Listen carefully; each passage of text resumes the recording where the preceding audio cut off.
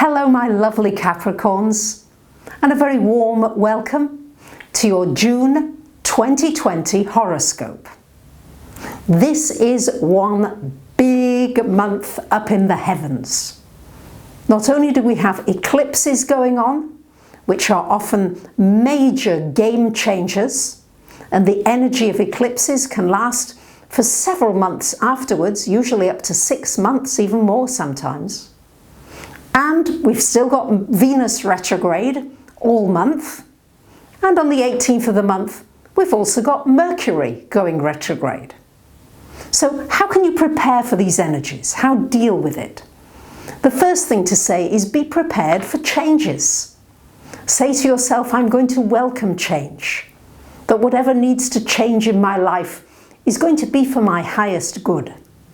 But also consciously, think about the things that you want to change in your world. Think about the different life areas, your health, relationships, money, career, home. What is it you want to change here, fundamentally? Because the eclipse can really catalyze the energy for you at this time.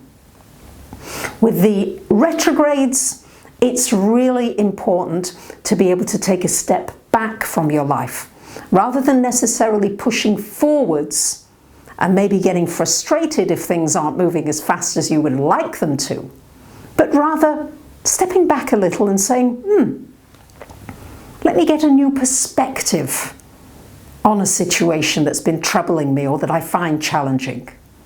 Yes, when you move away from a situation, it's like when you're in an obsessive relationship or you can't stop thinking about something.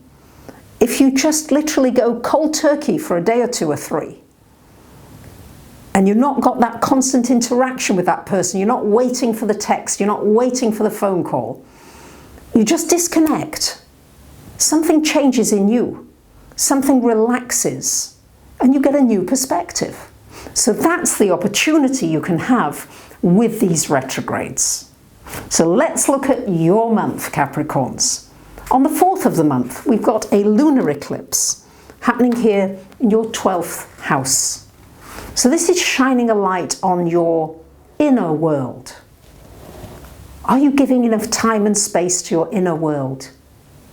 Have you peaceful time to meditate, to go in nature, to be with animals, to cook, to do anything that nourishes the inner part of you?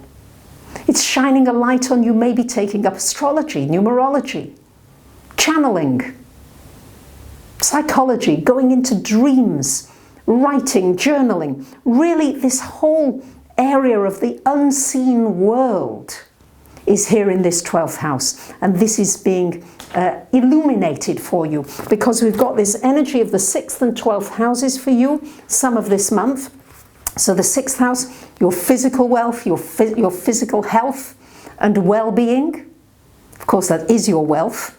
And with Venus there, re-evaluating maybe areas where you're a little bit lazy, where you like to just, have that piece of cake and the extra tea and with extra sugars.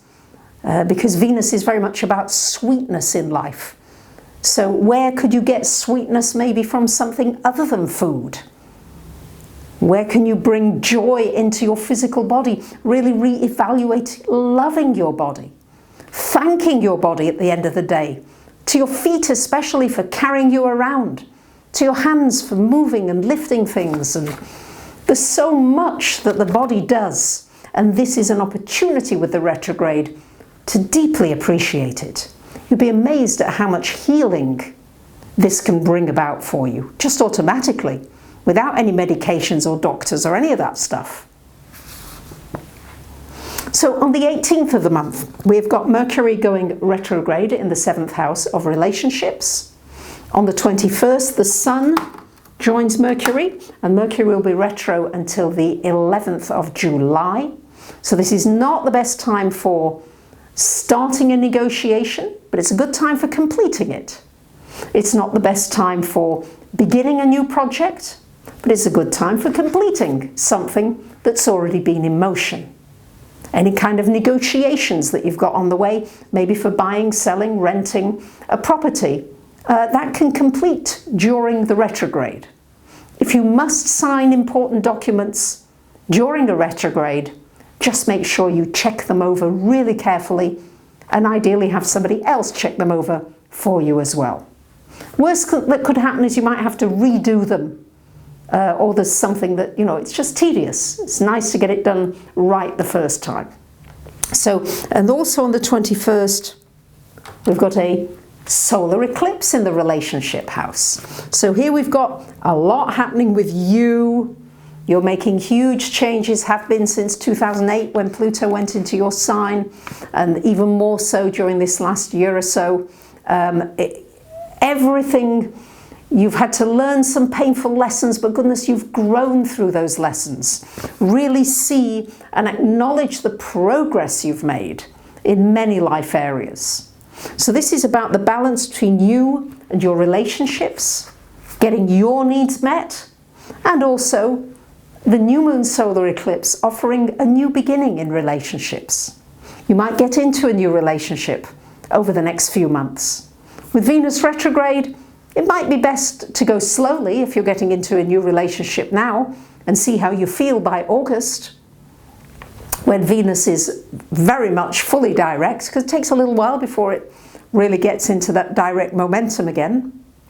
But nonetheless, this can be a wonderful time for new beginnings in relationships, and also a new start to an existing relationship.